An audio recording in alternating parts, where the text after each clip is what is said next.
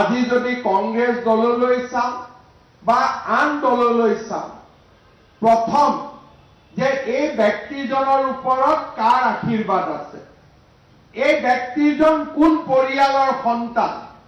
আৰু যেতিয়াই কংগ্ৰেছ দলে ৰজা ঘৰৰ যদি কোনোবা সন্তানক দেখা পায়, তেতিয়াহ'লে মই একেবাৰে সৰু ভাষাত কৈছো যে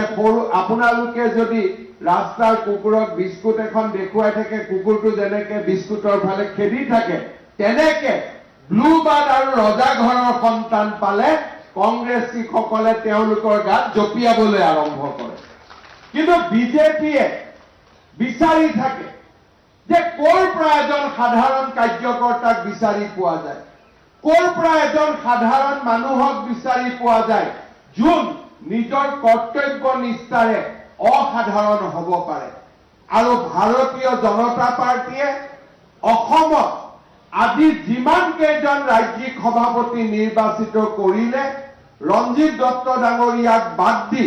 প্ৰায় আটাইবোৰে ইয়াত বহি আছে, এই গোটেইবোৰে সাধাৰণ পৰিয়ালৰ পৰা অসাধাৰণভাৱে ভাৰতীয় জনতা পাৰ্টীক নেতৃত্ব দিছিল।